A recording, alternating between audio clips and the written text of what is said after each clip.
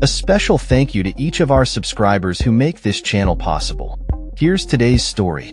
In a dramatic move that has captured national attention, Chicago Mayor Brandon Johnson has issued an executive order aimed at preventing cooperation between city police and federal agents in response to President Trump's threats of deploying military forces to the Windy City for immigration enforcement. This decision comes amid rising tensions between local and federal authorities as the Trump administration seeks to expand its crackdown on crime in Democrat-led cities. Johnson's order, signed on Saturday, explicitly instructs Chicago police to refrain from assisting federal agents or the National Guard in any patrols, arrests, or operations. "We do not have the luxury of time," Johnson stated at a press conference, flanked by city leaders. "We have received credible reports that we have days, not weeks, before our city sees some type of militarized activity by the federal government." Johnson's directive aims to provide clarity to city employees and residents on how to respond to what he describes as federal overreach. The order mandates that police officers remain in uniform, identify themselves, and adhere to body camera protocols, while also avoiding face masks to distinguish themselves from federal personnel. Furthermore, it urges federal agents to follow similar procedures. Johnson's stance is a direct response to Trump's recent threats targeting Chicago, following the deployment of National Guard troops to Washington, D.C. to address crime.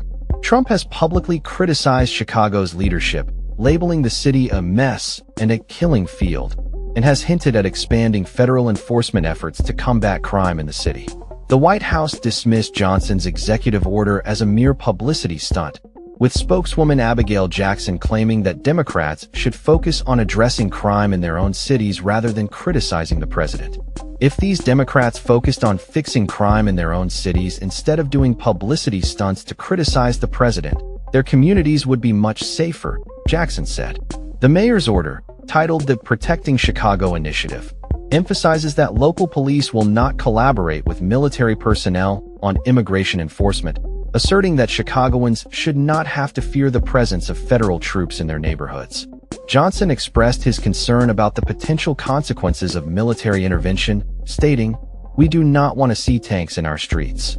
You do not want to see families ripped apart. We do not want grandmothers thrown into the back of unmarked vans." Illinois Governor J.B. Pritzker has also voiced his opposition to military intervention, declaring that Chicago does not need or want federal troops to address crime.